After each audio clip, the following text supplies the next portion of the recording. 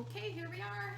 Hi everybody, welcome back to my kitchen. We're into week 2 of our summer 2020 preserving program, and this week it's all about strawberries. So I picked up some fresh strawberries this morning, and we're going to do this lovely strawberry balsamic jam. This is a Bernardin recipe that I really like, and it's a little different. It makes a really nice gift just because it's not your run-of-the-mill strawberry jam. You could certainly have it just on bread, but like I mentioned in the recipe, I really like it with cheese, or you could use it on grilled meat such as pork or chicken. So you would grill it first or bake it and then add it kind of like a barbecue sauce, add it like a glaze, and then let it caramelize a little bit, and adds a little bit of that sweet and savory flavor. So something just a little bit different. Because this does make a nice gift, so the yield is 7 250 ml jars, but because it makes a nice gift, so the 250 ml jars is this size, right? I'm going to do some this size, and I'm also going to do some in the 125 ml jars, because those are a nice little gift size if you want to include like a few little jellies and jams as a gift. Okay, so my jars have been washed. They've been washed. They're now in my canning pot, just like I showed you last week. So I don't need to take it from the top this time because you guys know all that. But they are in here. They're actually just ready to come out. Okay, so I'm going to fish these out. And then I also have my snap lids. And because I'm doing, I think, what did I say?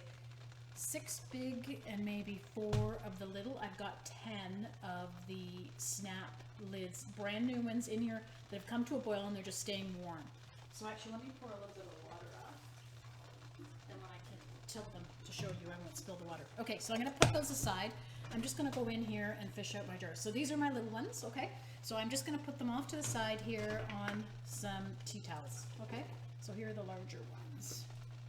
And so remember, you can always use a smaller jar size and not have to change your processing time in the water bath, but it's not advisable to go to larger jars because then you would have to adjust the time. So because I am going down to smaller ones, we can easily do this. And so I'm just going to confirm with you my total breakdown of what I'm doing here. Yeah, I think so I've got 4 of the 250s, and I've got 6 of the 125s, which are the smaller ones. Okay, so you could do them all small, or you could do them all as the 250s, like it says in the recipe 7.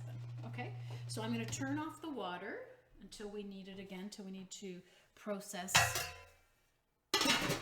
our completed canning project. Okay, so now I have in front of me my pot to cook my jam. And I want to go over all the ingredients with you. So I have 3 3/4 cups of crushed strawberries. And what I like to do is I like to put them in a big pan like this. So this is just like a big lasagna pan. And then using a potato masher like this, I just basically crush them. Okay, I just put a little muscle into it, crush them. You can make it as chunky or as fine as you prefer. I like some chunks in my own jam, but I know people are particular about that. So then once I did that, then I scooped it into my measuring cup here, and I've got my 3 3/4 cups strawberries. Okay, so those are all ready to go. I am going to get rid of this just to make a little bit more room now. Okay, and then just going back to the strawberries. So the recipe called for about 4 pints. Our strawberries here, our fresh strawberries, are in quarts. I think it'd be safe if you got about 2 quarts. That should be enough once you smash them. If you're like most people, you always get an extra quart anyways to eat, right? So you can't go wrong with 3 quarts then. 1 to eat and 2 to smash up for your jam. Okay, so again, so we've got our this all ready. Okay, and we're going to measure this and pour that into our pot. Okay, so that's our first thing. I'm going to keep that by and just use it. Okay, then we're going to stir in the vinegar. So we've got 3 tablespoons of balsamic vinegar, and this is nothing special. It's just regular balsamic. This is from Modena, which I prefer, which is an area known for preparing balsamics, but it's not a aged one or an extra special one. I mean, you wouldn't really want to use a really expensive aged balsamic in this, okay? So just a regular balsamic, in this case it's Balsamic de Modena, which, you know, on its own is a better quality, but you don't need to get into a super expensive one. Okay, so that's your vinegar. Then next we've got our lemon juice, which I've already squeezed and measured out here. So both the vinegar and the lemon juice are going to add some nice acidity to this.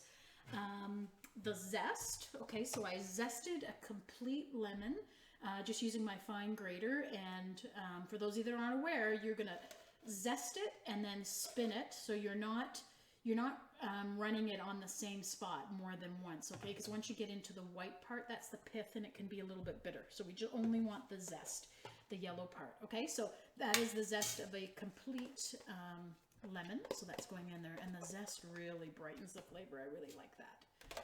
Okay, so that's our lemon. It's done. What else do we have? Oh, our sugar, of course, and our black pepper. So this is my black pepper. So it said between 1/4 and 1/2 teaspoon. I have 1/2 here, and I just freshly ground that with a pepper grinder. Okay, and then our sugar. So this is 6½ cups of sugar, and it is not advised for you to alter the sugar. So if you're looking to cut back on sugar, I suggest you find a reliable recipe that is less sweet or low in sugar. Some of them have no sugar whatsoever, but you can't adjust these recipes with the sugar because it might not set, okay? So everything is in the pot here. We're also going to add, it's not in your ingredients, but it's listed in the body here, is 1/2 teaspoon of butter or margarine, and that's to reduce foaming. So I'm going to just pop that in. I've got butter here. Okay, so that'll just help with that. And now I've turned on the heat. Okay, so I've turned it on high. I'm referring to my instructions here because very, very specific about the timing of these. I've got my phone nearby when I'm going to use the timer on there. Okay, so over high heat, bring mixture to a full rolling boil that cannot be stirred down. Okay, so I'm going to move this pot out of the way here, and that way I can get in here with my elbows and I don't have to worry about burning myself on that pot. So, okay, so to start, I've got it on high. I'm just going to mix it because I'm going to incorporate all my sugar, mostly the sugar. You want to incorporate everything else in much smaller quantities. That smells really good. Okay, so here we go. So that'll take a few minutes to come up to a rolling boil, okay? So once it comes up to a full rolling boil that can't be stirred down, that's when we're going to add our liquid pectin. And I know there was a question on the group page about the liquid pectin and substituting the crystals. And again, they cannot be substituted. I'd suggested that she look at the manufacturer's instructions because my understanding was that you couldn't substitute. And when I looked it up on the Bernardin site, it said no. And you'll see other recipes too around, like you'll see recipes for freezer jam, you'll see recipes, like I said, for lower sugar. Excuse me, and they will all have a different type of pectin that's produced primarily for that recipe. Okay, so because a lot of the manufacturers put out these recipes, I mean, sure, they might be doing it to get you to buy all their products, but I also believe in a lot of the cases they are formulated for the recipes, those products. So it'd be a real shame to do all the work and then your jam didn't set because you were using a different type of pectin, okay, that wasn't the one that was called for. Excuse me. So this is starting to melt. You can even probably just hear it, and I'm going to show you there. See how it's all started to melt now. So it shouldn't be long before it comes up to a boil. I'm going to grab my water. You know me, my allergies are always nasty. Okay, and now you do have to watch that it doesn't scorch, okay, because of all the sugar in here, so you do want to keep moving it. Okay, now I already cut off the top of this, so it's all ready to go for when I need it. My butter hasn't melted yet, but it will be very shortly, I'm sure. It's starting to get kind of clear. I'm sorry I don't have two cameras to show you, but you can just maybe see from that, okay?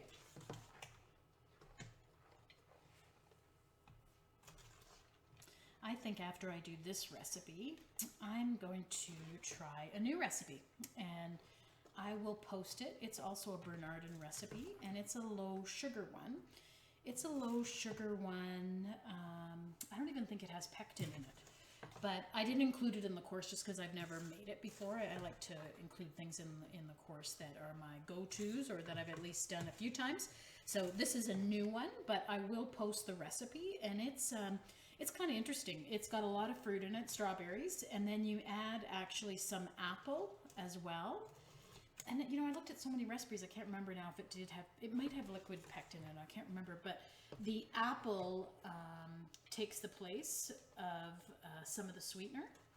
So, and then you also use frozen apple juice from concentrate without diluting it, and that also takes the place of some of the sugar. So there's actually no added sugar, it's all fruit sugar, which is still sugar. But it's no like white sugar like this it's adding in, it's more fruit, because we day to day with our PB&J, like on toast in the morning kind of thing, my husband and I prefer like a lower sugar version. So anyways, I'm going to try that out, but I'll post the recipe. I'll let you know how it turns out if anybody else wants to give it a try.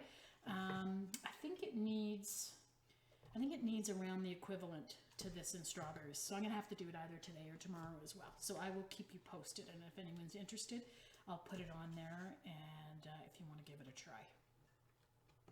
It's funny, you know, when the kids were little, I made jam all the time, and then I went to freezer jam, because my mother-in-law, my late mother-in-law, made freezer jam, and it was always really good. I found that the strawberries were really fresh tasting because they were frozen rather than cooked, and it was kind of nice, but then I ran out of room, because you needed a lot of room in the freezer for it.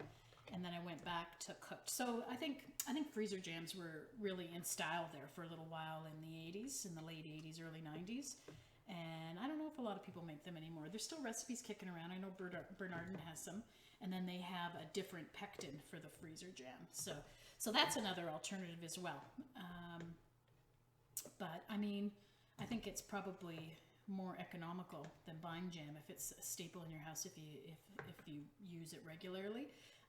But of course, with the local strawberries, it's just so good, right? It's just such a nice, easy peasy too. So, okay, so this is, it's going to be coming up to a boil, and I can see that we are starting to get a little foam on the top. So when we remove it from the stove, we're going to skim off some of that foam, and then what I'm going to do is I'm going to use this to actually put this. So, but we're still at the point where we're bringing the mixture to a full rolling boil that cannot be stirred down, and then we're going to add our liquid pectin, okay? So we'll just get ready.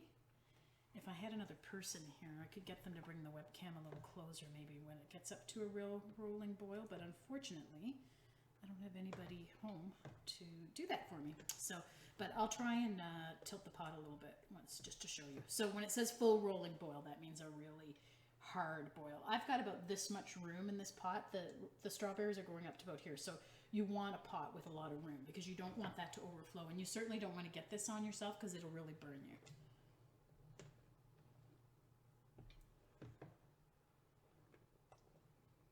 I'm going to get my phone timer ready here because I'm going to need it soon. So it's ready to go when I need it. Okay, so we're just getting a few little bubbles. Like I said, a little bit of foam. And then of course the pieces of the berry are also floating on the top, the chunks that I left. I mean, if you really like it smooth, you can really puree it quite fine. I know there are some people that do not like chunks of strawberries in their strawberry jam. Imagine that, eh? Chunks of strawberries in your strawberry jam. I think it's more a textural thing than a flavor thing. So, okay. Come up to a boil anytime now.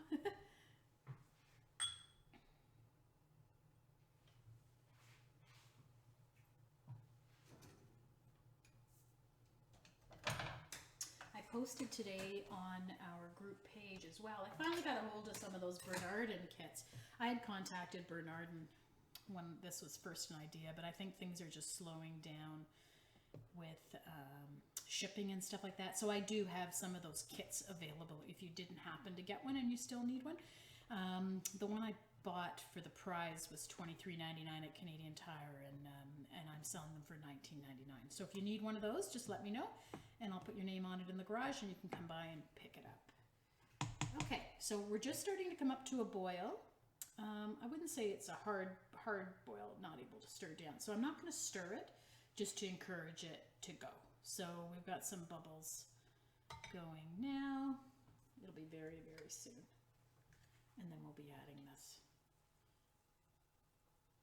Okay, so yeah, it's foaming now. It's really bubbling. And when they say that cannot be stirred down, so when it bubbles, if you stir it and the boil stops, that's one thing.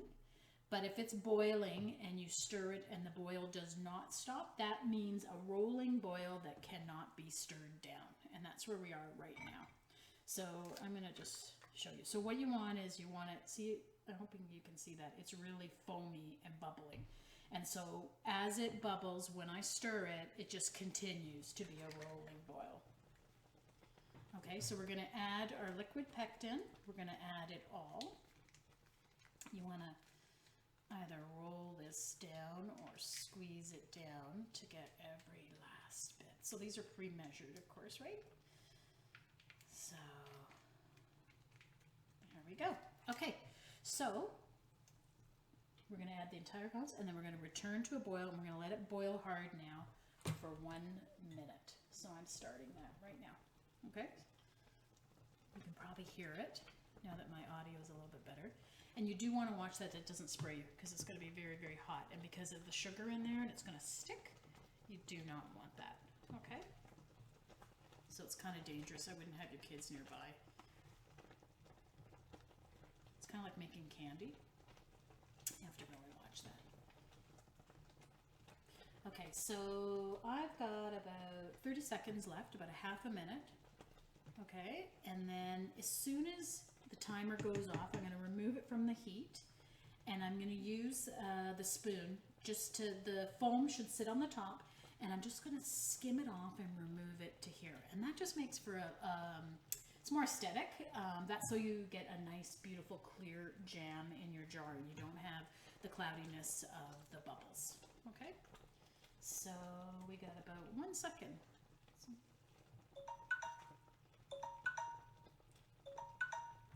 There we go. So we're going to turn that off. I'm going to just put it up the front so you can see. I hope you can see those bubbles. Do you see the foam on that? Okay. So now when I remove it from the heat, it's going to settle down a little bit, and you're going to be able to skim the foam off without interfering. So there's the foam. Okay. So you want to get as much of that off as you can, and you want to try not to take any fruit with it. Okay. You want to just get the foam. It's kind of like skimming stock when you make chicken stock or meat stock. So, and it should be nice and clear. I'm just stirring it just to kind of mix it up a bit, and then I'm going to go in. Okay, so all I'm doing is just skimming across the top, and I'm just slowly bending, I'm slowly bending the spoon a little bit on an angle as I skim, and then that'll collect it. And if you go around the edge, that's usually where it kind of accumulates, is around the edge. And then what happens is it'll be darker. It'll be like a dark kind of ruby red underneath. Okay, these are all basics of jam. Okay, so the hard boil, stirring it, you know, bring it to a boil till it's a hard boil and you can't stir it, then adding the pectin and letting it go hard for a minute and skimming it. That's usually the norm with most jams, okay? And that's why, like I said, I picked different recipes that would give you different techniques and kind of skills that would be transferable to other recipes, okay? So after you do this jam, you should be confident doing similar jams that use pectin, okay? So there are some that are without pectin that you just use the fruit to create the jelly. Those are a little bit more advanced. So those are a little bit different, but for another recipe that's similar to this with a pectin. Okay, so see now, can you guys see that? How nice and clear that is. All the foam is gone. Okay, so now we're gonna ladle this into our hot jars. Okay, so let me do this, and that way I can work right in front of you. We're gonna quickly ladle hot jam into a hot jar to within 1/4 of an inch. So that is our headspace. Okay, using a non-metallic utensil. So here it is. Remove air bubbles and adjust the headspace if required by adding more jam. Then we're going to wipe the jar rim, removing any food residue, and then we're going to put the hot sealing disc with the jar rim, screw it down until resistance is met, then increase to fingertip tight. Okay, so just really like we did with the asparagus, but this is going to be a little thicker. There is probably more chance of having a spill with something like this. So you really do want to make sure that you get those wiped down nicely. Okay, so you do have to be careful with this because it is very hot. Oh, my ladle is not here. I washed this earlier. I threw it in the soapy water. Okay, so here we go. So we're going to keep these close, and you can see it's almost like a ruby red because of the balsamic. It's a little bit deeper in color than a regular jam. I'm going to go like that for now. I'm going to divide it all up, and then I'll top them up a little bit more if I need to, if I have some left.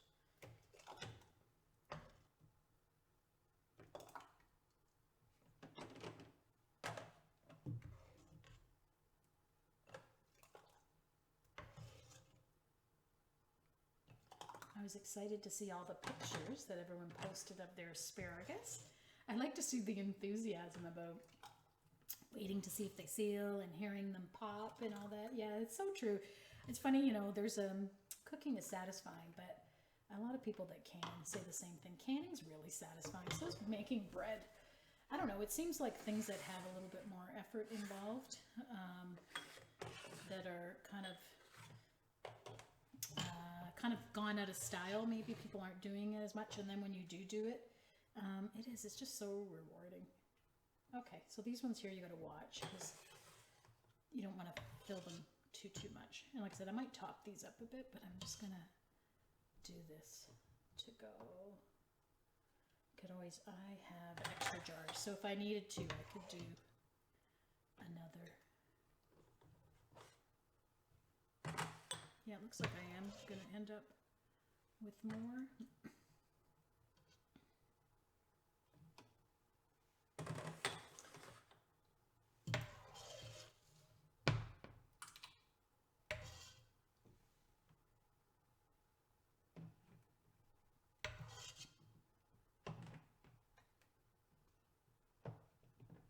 So I'm just topping these up now.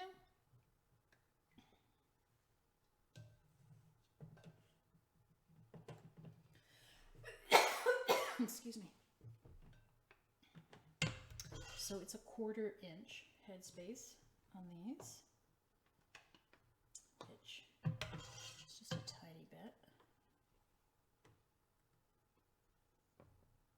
Oh, actually I got one more jar there. No wonder I had some left.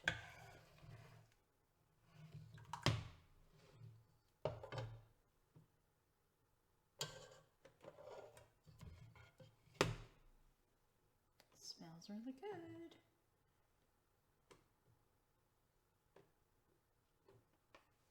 I actually might have enough for another little jar, which is always great.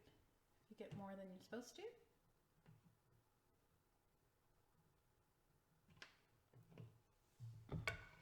So I think what I'm going to do. The water is still hot. While I'm wiping these down, I'm going to quick bring that to a boil. And I might have enough for one this size actually. Yeah, I think I do. So I'm going to sanitize this other jar, so I'll just drop it in. Let that come up to a boil, won't take long. Okay, so now, headspace is just a 1/4 inch actually, so I actually have a little tiny bit more room here too. So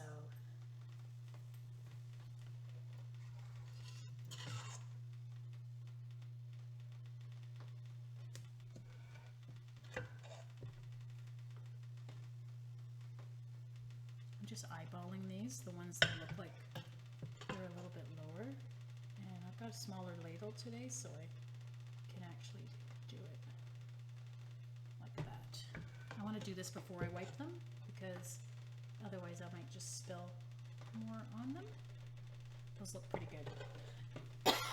Excuse me. Okay, I'm going to drink my water and then we'll take the air bubbles out. Okay, so what you want to do is just kind of move it around. This looks pretty good actually. And you can see there's no foam on it, which is exactly what we want. Just looks nicer. It actually tastes better too. The foam doesn't taste as flavorful as the jam. Okay, so we're just moving it around. I don't see any air bubbles. Typically the thicker preserves will have them, but we're just moving it around in case there's any air bubbles. And actually, it's more the case. The smaller ones are easier, the big ones here. Okay, so we're just moving it around. If there's any air bubbles, they'll be released. Okay, okay, so that, actually I'll hold that off in case we need that. Okay, so now you want to give them, ooh, that's hot. You want to give them a really good wipe, okay? And let me get, so our snap lids, I'm going to use my magnet to hold.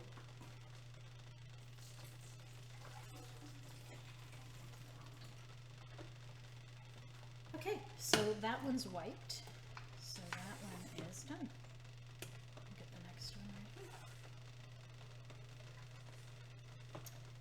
And you may recall last week when we did our asparagus, one of my jars had a little nick out of the top, and it didn't seal. So even though I had checked it, I missed it. So now when I'm wiping them, I'm going to be conscious of that. Just for those of you that have older jars like mine, that's the thing. They last a long, long time, but they do occasionally get chipped. And like I said, to the eye, I didn't notice it. It wasn't until after it didn't seal and I touched it. And I'm like, I can just feel it. There was just enough of a little edge on it that it didn't seal. So.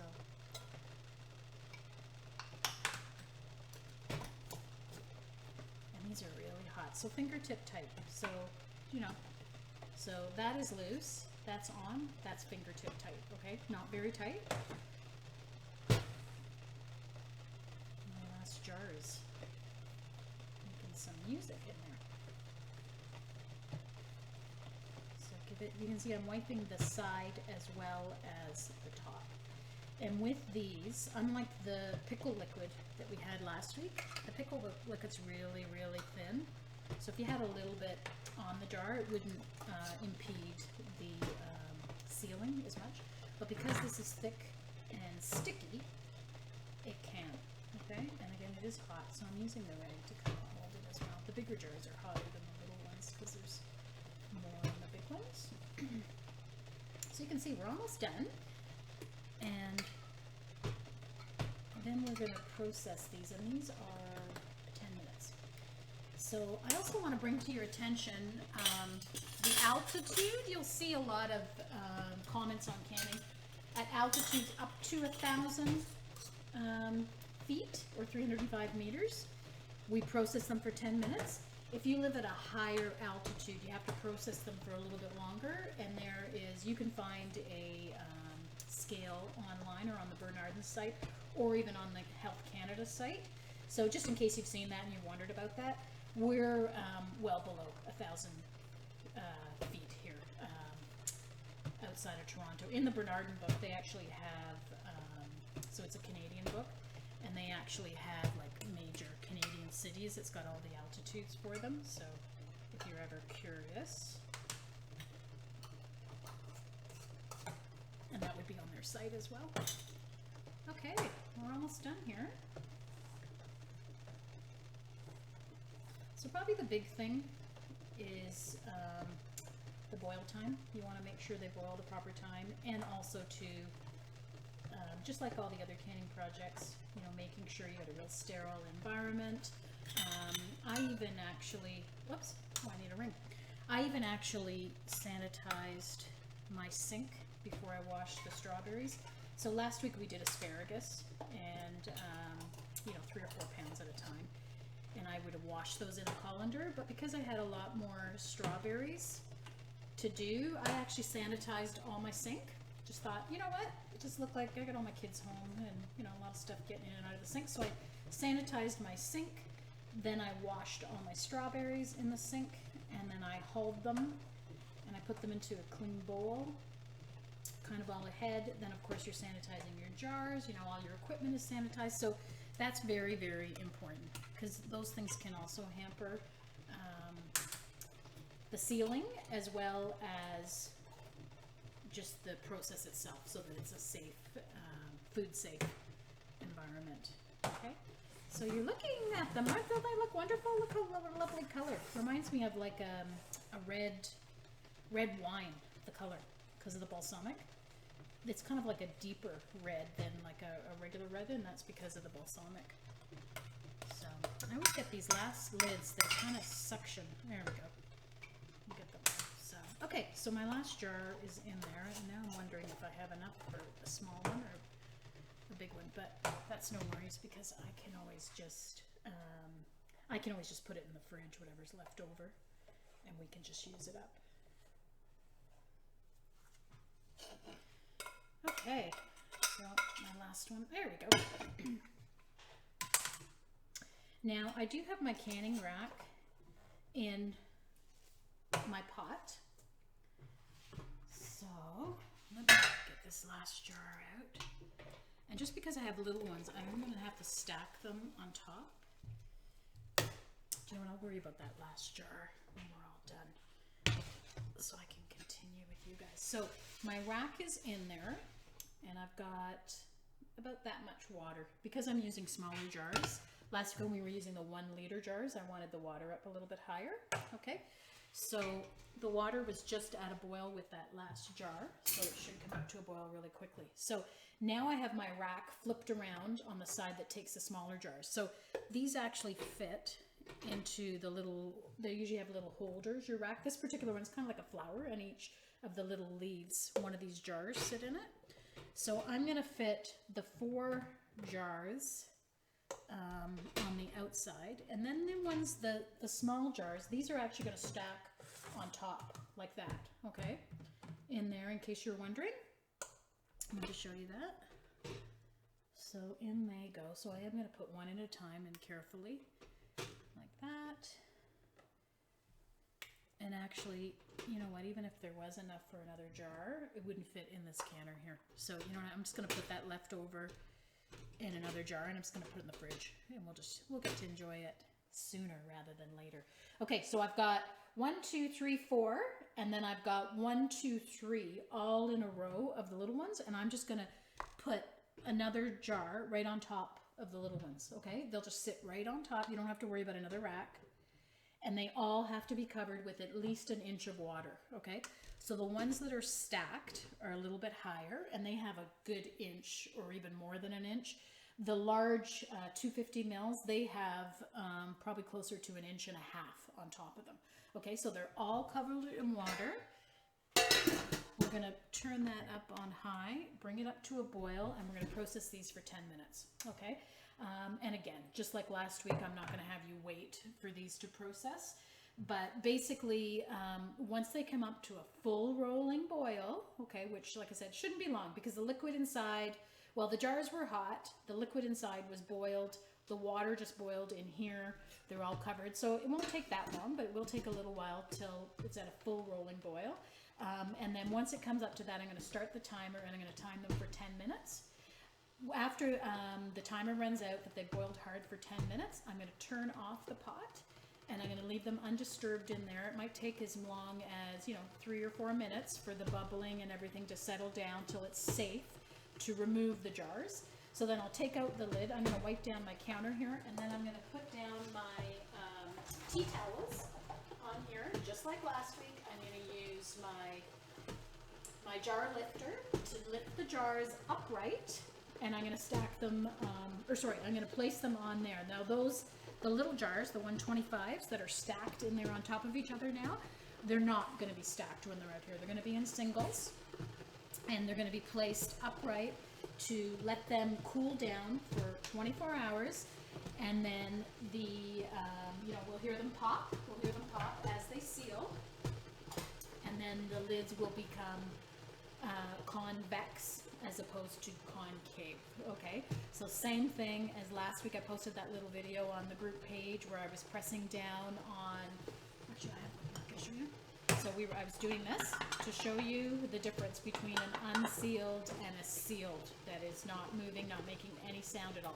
So that is your indicator that they've properly sealed, it's food safe, and then you can place them in your cupboard or you can place them in a root cellar, anywhere. They do not have to be refrigerated at all, as you know, and they make wonderful gifts then because you can wrap them up in gifts and put them under the Christmas tree or as you wish, or go for a long car ride. You don't have to worry about them spoiling. So I really hope you've enjoyed the video today. I hope this inspires you to try this jam. It's a little different. I know some people say balsamic, black pepper, but it's a little different. And the reason I chose it is because it is different, because everybody makes strawberry jam, and this one just might be something that's a little more special than your run-of-the-mill jam. Okay, so watch out on the site because I am going to try that other recipe I told you about, and I will be sure and let you know whether it's worth your while to give it a try, and I'll also post the recipe. Okay, have a great week, and we will be speaking to you Saturday morning from 10 to 11 for our second question and answer period. Have a wonderful day.